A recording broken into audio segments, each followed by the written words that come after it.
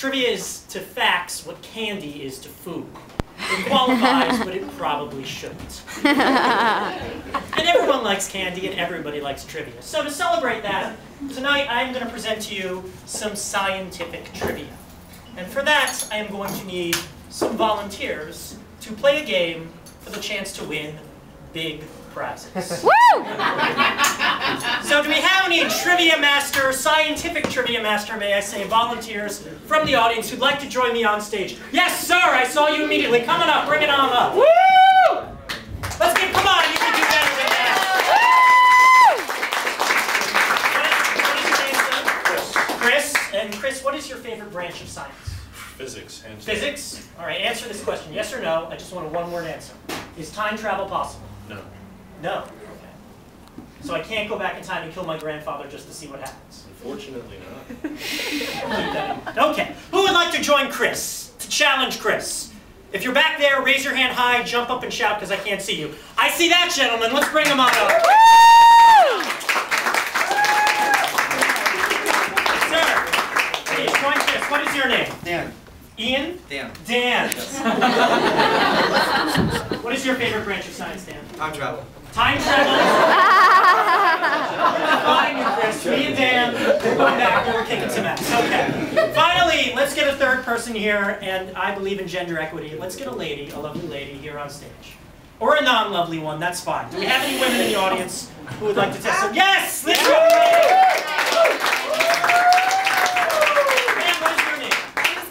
Megan, and Megan, what is your favorite branch of science? I'll go with physics too. My dad teaches physics. Okay, I know, I didn't need a life story. I wanted a one-word. We have Megan, Dan, and Chris. Okay, here's how it works, folks. I'm going to ask a question. You see there are 3 bells here. I'd like you to position yourself by one of the bells. There are 3 bells there. Put your hand flat on the table, please. One hand. Thank you. I will ask a question, a scientific trivia question. If you think you know the answer, you will wait until I am done asking it. And then you will lift your hand and you will ring in. And whoever rings in first will get to attempt an answer. If you're right, you get a point. If you're wrong, someone else gets to try. I am going to unilaterally determine who rang in first. I don't care what you think. And may I remind you, we have fantastic prizes at stake. Okay. Are we ready? Megan, Chris, and Dan. First question. Do not ring in until I'm done. What is the collective term for the 7 chemical elements on the far right side of the periodic table? Yes, Dan! Noble gases. Noble gases is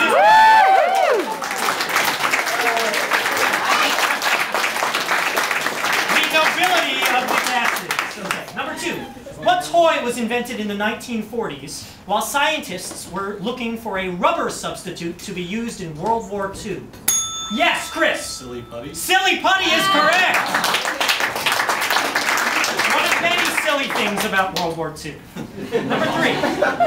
The Saffir-Simpson scale measures the intensity of what natural phenomenon? The Saffir-Simpson scale, what natural phenomenon? Take a guess. We will not beat you if you're wrong. Megan, Chris, or Dan? The Saffir-Simpson scale? Nobody even wants to guess. You don't have brave scientific courage. Come on, yes, Megan! A hurricane! A hurricane is correct! Oh! It's not rocket science. Number 4, what standard of measure, a unit of measurement, mentioned frequently in the Bible, equaled the length of a grown man's arm from the elbow to the tip of the outstretched middle finger? Yes, I believe Dan was in first. A cubit. A cubit is correct. Number 5. Number 5 is a question about planets of our solar system split into 4 parts. This is 4 questions in 1. I am going to give a date and tell you something that happened on that planet in that date, and you tell me which planet it is. A. July 1994. Fragments from the comet Shoemaker-Levy 9 hit this planet. Yes, Dan. Jupiter. Jupiter is correct. Woo! Dan taking a commanding lead. B. August 1996. A meteorite from the planet reveals signs of microscopic life. Yes, Dan! Mars. Mars is right! I was hoping for actual green Martians with antennae on their head, but that's what we got. All right, September 1846. The planet is discovered based on mathematical predictions carried out independently by several different astronomers. Yes, Chris? Neptune? Neptune is absolutely correct. Well done, Chris. And finally, D, the date is several billion years ago. Due to the high volume of CO2 in its atmosphere, the Earth-like quantity of liquid water on its surface evaporated in a sort of runaway greenhouse effect. Yes, Chris? Venus. Venus is absolutely correct! And all those Venusian global warming deniers felt pretty dumb. Number 6. Moving on. Listen carefully to this one. Contrary to both words in its name, what pet is a rodent from the Andes? It's an animal often kept as a pet, and contrary to both words in its name, it is actually a rodent from the Andes. Yes, Dan? A guinea pig. A guinea pig is right! It is not a pig from Guinea, it's a rodent from the Andes. 7. What is the largest internal organ in the human body? Yes, Chris? The liver. The liver is right! We have some smart trivia people here. Megan, you're going to get there. Don't worry. I have faith in you. I'm good. I believe. All right, Normally, I'm a scientific person. I don't have blind faith, but in this case, I did. Number 8. In 1969, the Cuyahoga River in northeast Ohio became yes, thank you, northeast Ohio. Don't shout this out. It became ecologically famous when what happened? Megan doesn't even have her hand on the table. What happened to the Cuyahoga River in 1969? It became ecologically famous. Going once? Wait, do we get points wrong if we... No, no points. This is in jeopardy. Yes, Megan! Acid rain fell in it. No, that might be true, but it's not the answer I'm looking for. Dan or Chris? Going once? Going twice? Yes! Three-eyed fish discovered there. No, no. No, the woman who clapped in the audience, do you know the answer? Caught on fire! It caught on fire! That's 1 point for the audience. No, not you, just her.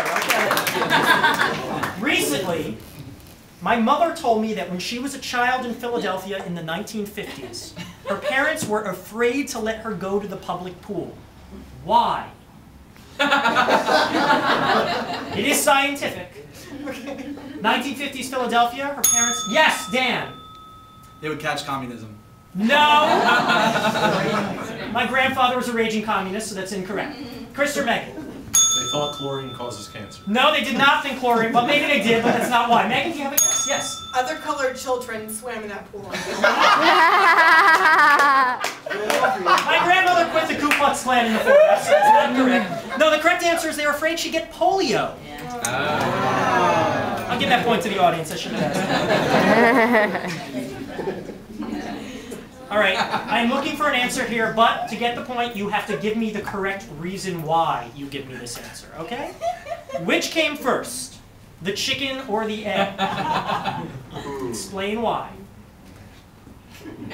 Yes, Chris. The egg came first because in order to evolve into a chicken, it has to be born into a new generation.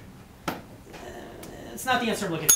But you know what? If no one has anything better, I'll give you the point. All right, Megan. The chicken, because Yes. as we learned from our comedian creationism, God created the chicken, and he birthed an egg. He birthed an egg. And she has eggs under the table to prove it. And she has eggs under the table to prove it. Dozen. Okay, that is by far the most interesting answer. I'm not sure it's I'm linking it in the whole evening. Let's see what Dan can say. I'd have to say the same thing as Chris. It has to become, it's first, here's the chicken-like thing, and then it mates with another chicken-like thing, and then Well, but something see, more you're chicken. saying it a lot more clearly than Chris did. The idea here I'm looking for, birds evolved from egg-laying reptiles. So, you know what? I'll give you each half a point. How does that sound? Right. Well.